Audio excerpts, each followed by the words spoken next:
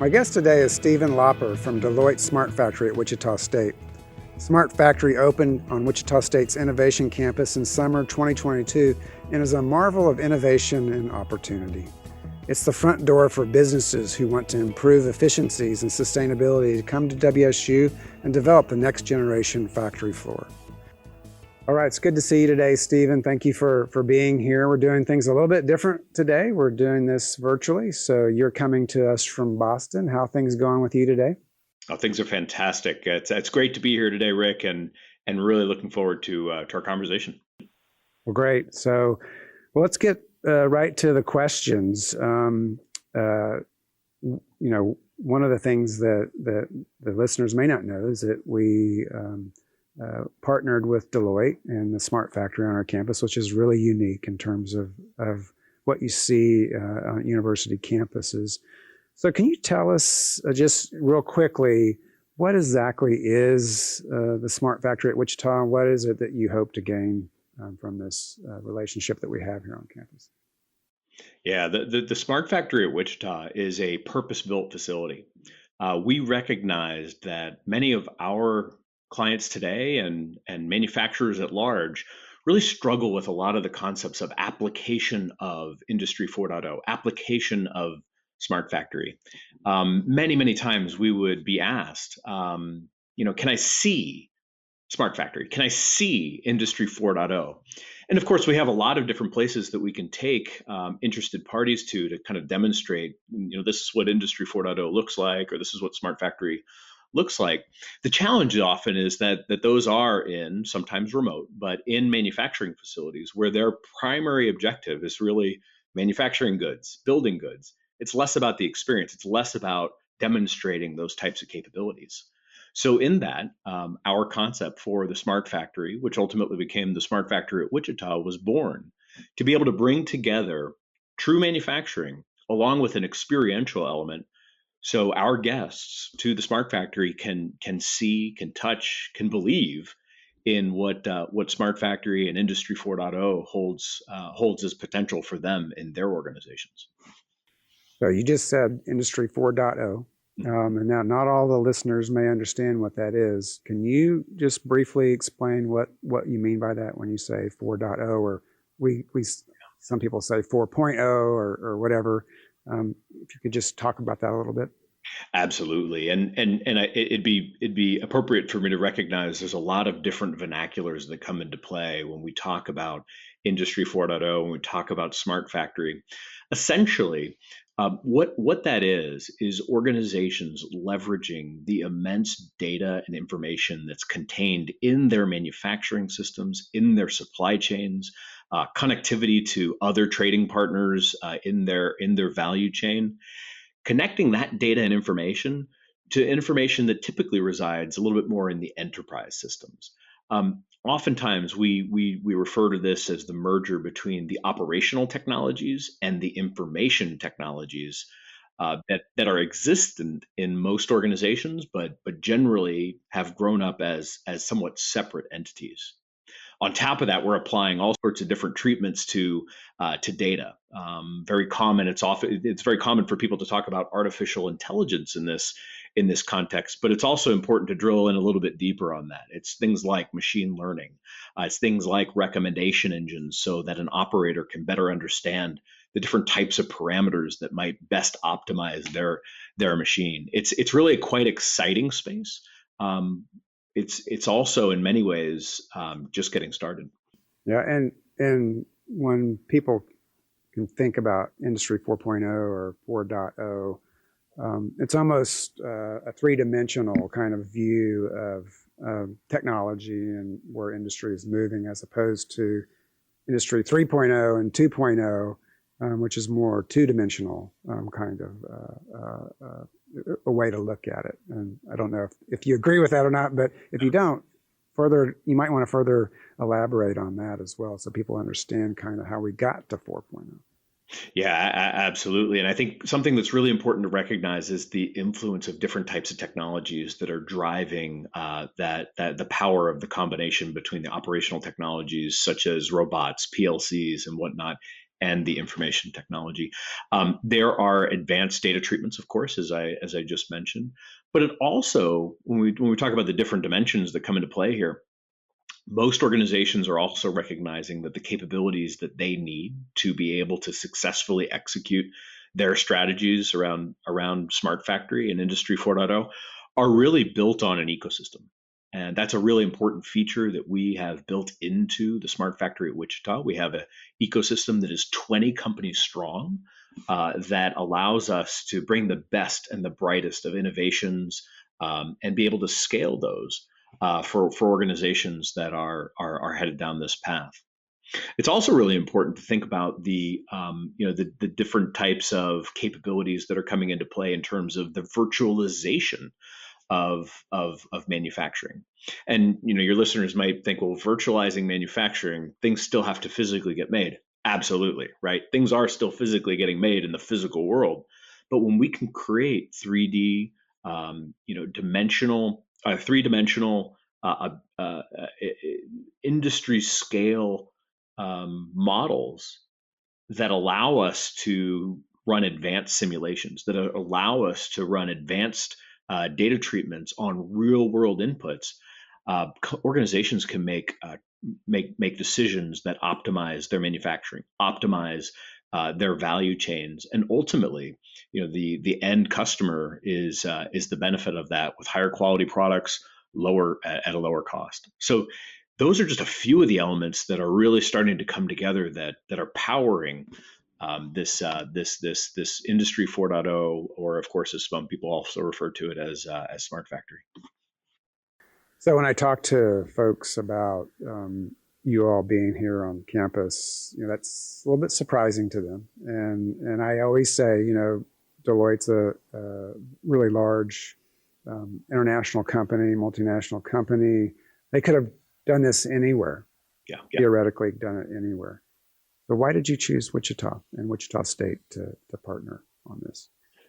Yeah, it's a great question, and quite an exciting journey really has now transpired over the last 4.5 years.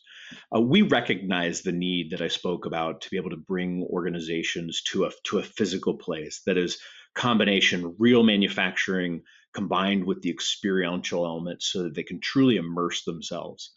What we didn't know 4.5 years ago was exactly the form that would take. We undertook what we like to call a test and learn. We established relationships with a number of different entities, and it's fair to call out that they weren't all universities. At the time, we didn't know that was ultimately the path that we were gonna head down. So we partnered with private entities. We partnered with some governmental agencies and with some universities in a series of as I called them, test and learns. And there we were establishing an understanding of, what does Deloitte bring to the party? What are potential options for the ecosystem with each one of those options, those choices? What does that entity bring to the table? And ultimately, it became very apparent to our evaluation team that not only would we do this with a university, but that Wichita State University was a clear standout amongst the others as it related to all of those factors coming together. Yeah, and so opened up this past June. Tell us a little bit more about how the collaboration works, and what have you realized has helped move this forward, and that can include in student interactions and that sort of thing, faculty interactions. You could talk a little bit more about that too. Yeah, so a little bit about the experiences, and as you mentioned, of course, opening in 2022. Really exciting event for us. We have spent most of 2022 hosting organizations. As you referenced, of course, in June we held our grand opening, on which we invited a number of different manufacturing organizations, a number of different members of our ecosystem, and others. for a very special event, really to get things started. We expect that we'll be bringing upwards of 5,000 visitors through the Smart Factory at Wichita over the course of 2023. It's an opportunity for organizations to really immerse themselves in smart factory technologies. Gives them the opportunity to really understand how that can impact their organization. Essential to that are really a few important characteristics that come through on the innovation campus. The student involvement is such an incredibly important part, and ultimately when we kind of went through our decision process of where would we choose to invest and partner from a smart factory standpoint, this is one of the areas that WSU stood out clearly. The applied learning program is an enormously powerful mechanism, not only for the education of students and direct applicability to, in this case, challenges that organizations are trying to solve for, but it also allows us the opportunity to really get to know a number of what we have found to be incredibly high caliber students through direct engagement with them, having them work on projects inside the Smart Factory at Wichita, and in many cases, directly engaging with our clients and our guests that come to the Smart Factory for a day long experience. Yeah, and I've been on tours of the facility numerous times, and we have a number of students who I run into on those tours. I'm so impressed with the fact that you do let them not only work on special projects, but engage with your clients. And, those fresh ideas, they're learning alongside of you. And of course, what they bring from the classroom is just such a great opportunity for our students that they're just not going to get anything like that anywhere else. And of course, there's not a lot of smart factories around the world, but especially the fact that that's here and that they can extend some of their learning environment to your facility is just incredible experience for them. I'll point out as well that many of our guests, many of them multinational organizations that are coming to Wichita for the Smart Factory experience, them being able to hear directly from the students is also incredibly powerful for them. They as entities are all struggling with finding the right talent, finding the right skills in the marketplace. And here now, when they're coming to the Smart Factory Wichita, not only they're meeting Deloitte, they're meeting our ecosystem, but they're meeting that next generation of talent, and that's an incredibly exciting moment for our guests as well to be able to experience that. It's truly a very powerful combination, and in many instances, I think we've seen where this is going to have momentum going forward. Yeah, and it's so great to hear that because our number two priority at the institution is to be mindful of the talent pipeline, helping our business and industry partners with that. And so it's great that's being reinforced with your clients. So what do you see the future of the Smart Factory and what you're doing? I'm sure there'll be additional iterations, not only here, but somewhere else. Talk a little bit about that. So, as you point out, there are a number of different areas in which the Smart Factory is expanding. Some of those directly right there in Wichita, others having global reach. So, the Smart Factory at Wichita is clearly our flagship Smart Factory facility. This is it's the largest, it's the most comprehensive, and its mission is probably the most expansive. We have built additional smart factories around the world, and we will be over the course of the 2023 effectively enhancing the connectivity amongst those smart factories. So we'll be connecting Wichita to Dusseldorf, Germany, to Kyoto and Tokyo, Japan, to a number of other facilities that we will be bringing online in the coming months and years. When we think about the expansion in Wichita specifically, I mentioned a couple times the importance of the ecosystem. The ecosystem really represents all of the different organizations and entities that are there in the building with us. They are hand in hand in the solutions. They're hand in hand in the collaboration and in the innovation around Smart Factory and Industry 4.0. That ecosystem will continue to grow. We're seeing from our guests that they absolutely see that as a powerful component of their very own Smart Factory strategies, and we will continue to include additional ecosystem members in Wichita. So we're really excited about that. And then lastly, I'd be remiss if I didn't mention that we do make a physical product in Wichita. We make a smart rover. That smart rover is really, the manufacturing of that smart rover is really used as the backdrop for a lot of the Industry 4.0 and Smart Factory demonstrations.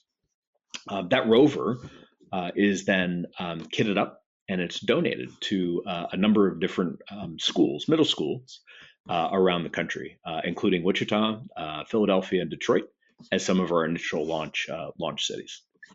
Yeah, and one of the most impressive things about your organization is that not only are you trying to help industry move forward in smart manufacturing, there's also this altruistic approach to how you do business and making sure that you're giving back to the community and help influence the next generation of leaders, of STEM professionals, others that work alongside you in the future, which is so impressive. And one of the other things that I think is great is that, at least in Wichita, in our school district, we have a lot of students who may not have that opportunity otherwise because of their demographics or income status or whatever.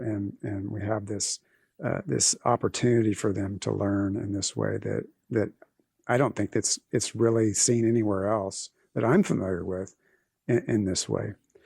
Well, it's great talking to you and hearing more about this for our listeners. Is there anything else that you want to share before we close out this particular podcast? Well, certainly enjoyed our conversation today, Rick, and it's been an incredibly exciting journey. I know on behalf of Deloitte and our ecosystem, we're incredibly excited to be partnering with you on the innovation campus there at Wichita State University, and really looking forward to where we go in 2023 and beyond. Yeah, and likewise, we're so excited about the partnership and continue to be excited about how we might grow in the future in this area, and looking forward to that. So thank you so much for being here, Stephen, and stay warm where you are in Boston, and we'll see you soon. Excellent. Take care. For our next edition of Forward Together, I'll talk with Jonna Mendez, retired CIA intelligence officer and former chief of disguise. Thank you for joining me today, and remember to rate, review, and subscribe wherever you listen to the Forward Together podcast.